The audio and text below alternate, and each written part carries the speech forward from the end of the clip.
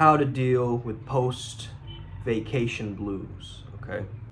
Now, after any kind of vacation, there's a little bit of a dip in your emotional state. That's kind of how myself and probably Ryan G is experiencing after coming back from Bali and having that incredible experience and then coming back home and then realizing our own lives need to change. It's like those days where I would walk out, go to the beach, get a massage or, go to the sauna.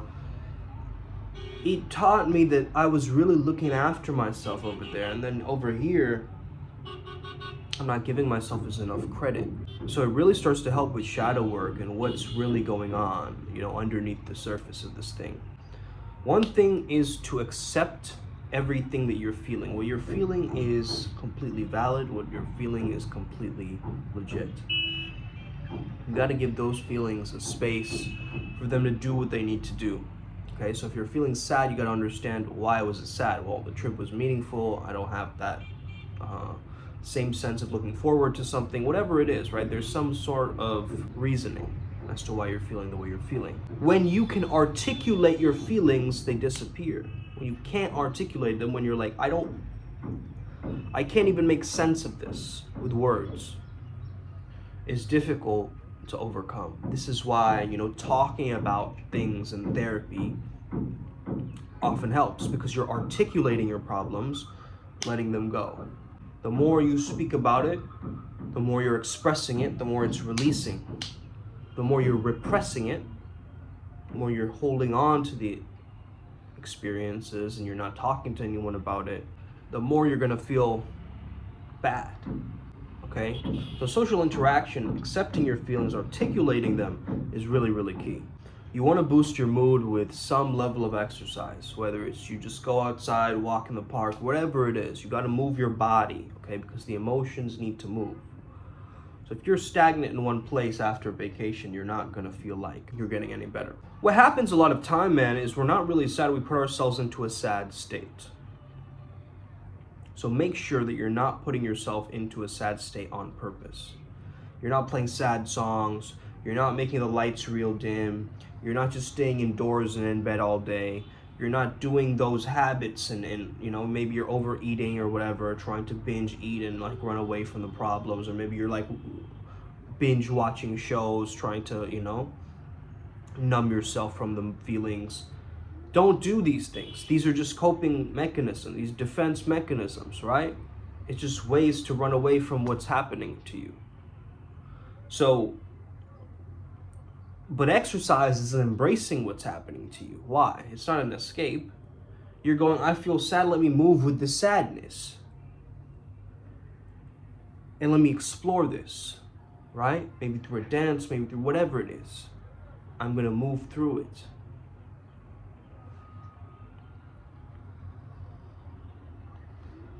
Then, of course, it's so important to be grateful and appreciate what you already have.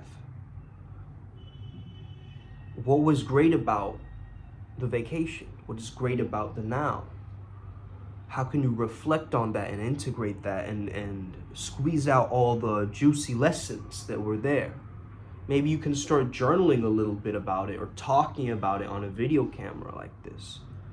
Expressing yourself, really. You went to a vacation that other people didn't have access to. So you gotta get super humble and grateful about that. Yo, I did it. If you took a break after a really long time that you deserve, you gotta give yourself more of a celebration, right? Pat on the back, yo, I did that for myself. Because I deserve it, I'm worthy. Gratitude isn't that, everything is great and happy. It's that I can show up and be present for even the times in my life where I'm not happy or not feeling the greatest. But I'm still here with me, like a best friend or a brother, just here with myself, really reparenting myself. What would the most loving version of me as a parent be to me right now? And what do I need to hear to console and comfort that version of me? Let's say that you have a son or a daughter, right? And they're coming to you and they're like, I have post-vacation blues. How would you give them a mood boost? What would you tell them to get them on the path again? That it's okay to feel the way you're feeling. Don't resist it. It's not bad. Just because it's a bad emotion, it doesn't mean it's bad. You're just going through something, like digesting food. Or processing information. You gotta rearrange the furniture in your mind to rearrange the furniture out here. You see what I'm saying? So in your mind, you want to celebrate and be in a little bit of that vacation mode.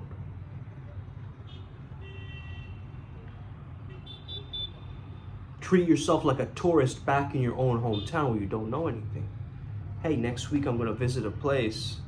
I have no idea. I'm going to take a new route to work today. I'm going to do something that breaks my comfort zone today. Okay? And then we just keep stacking, and it's going to get better. It's going to get back to the way that you want it to be. But this time, it's rough.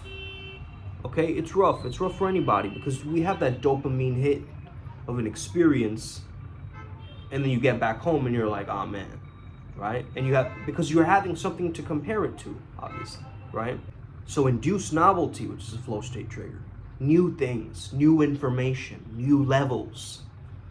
Think of the newness and the novelty. Try a new restaurant in your neighborhood that you would have never tried. Like a genre of music you've never listened to, or a flavor of food you've never tried. Newness, experience, vivacity, that life force energy will start coming back slowly. Or maybe you just really just need to rest.